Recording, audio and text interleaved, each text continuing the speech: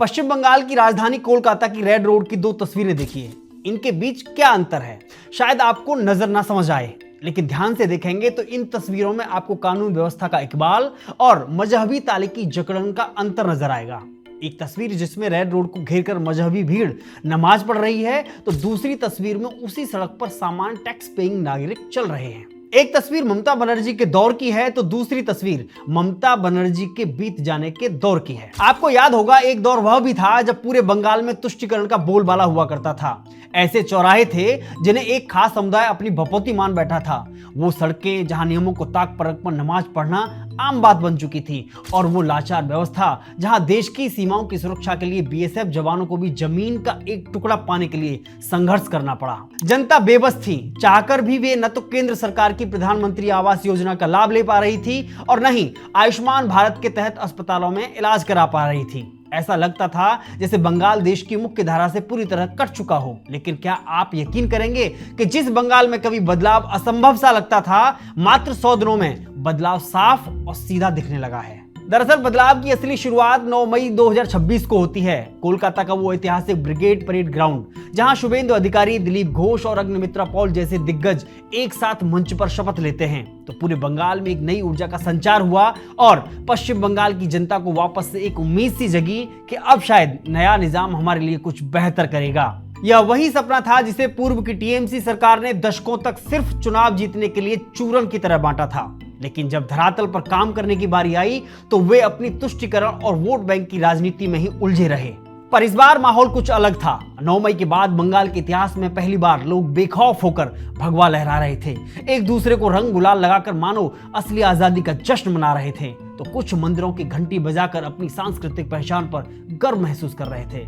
मंदिरों से गूंजती घंटियों की आवाज अब किसी को चुभ नहीं रही थी, बल्कि जनता के चेहरे पर बंगाल की बदलती तस्वीर साफ दिख रही थी। और इन्हीं कुछ तस्वीरों को देखते हुए आज 100 दिन बीत गए। नमस्कार, मैं हूं केशव मालान और आप देख रहे हैं ऑप इंडिया।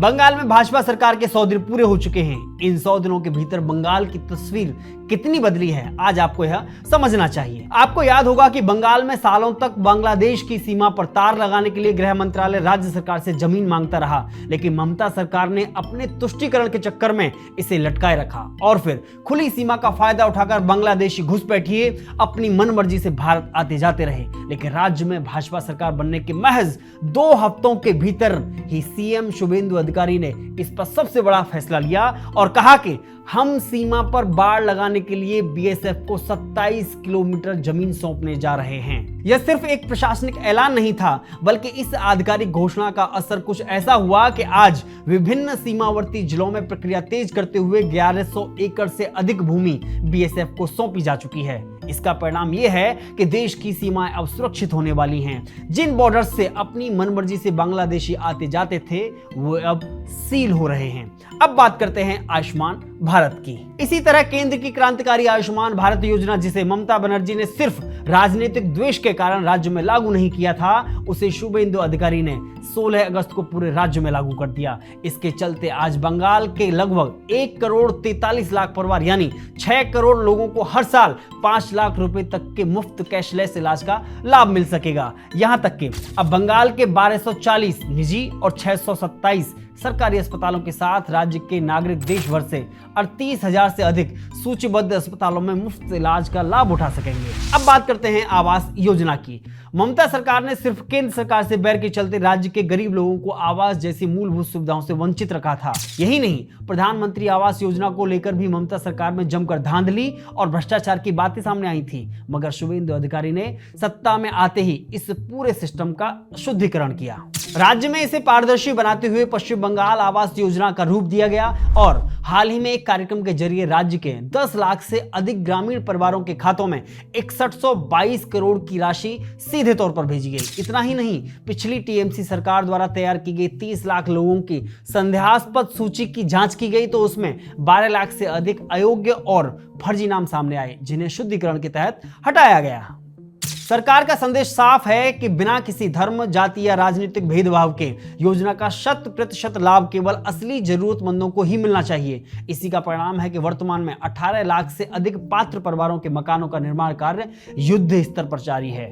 अब बात करते हैं अन्नपूर्णा योजना की। रिपोर्ट्स के अनुसार करीब 1,45,00,000 पात्र महिलाओं को इस योजना के तहत 3,000 रुपए दिए जाएंगे। तो ये वह कुछ जन कल्याणकारी योजनाएं थी जिनसे ममता सरकार ने राजनीतिक द्वेष व मुस्लिम तुष्टीकरण के चलते बंगाल की जनता को आज तक वंचित रखा था। अब बात करते हैं पश्चिम बंगाल के विकास और कानून व्यवस्था की। शुभेंदु सरकार आने से पहले बंगाल में कोलकाता मेट्रो की ऑरेंज लाइन से जुड़ा एक 62 मीटर का एक गैप भरने का काम प्रशासनिक अड़चनों के कारण रुका हुआ था। ममता सरकार तो इसके खिलाफ कोर्ट तक चली गई थी कि ये नहीं हो सकता, लेकिन नई सरकार बनते ही जो अनुमति मिलने का काम सालों से अटका हुआ था वह चंद दिनों में ही हल हो गया और फिर 15 मई को रेल मंत्री अश्विनी वैष्णव ने पुष्टि की कि कोलकाता पुलिस की अनुमति समेत तमाम एनओसी जारी कर दी गई हैं।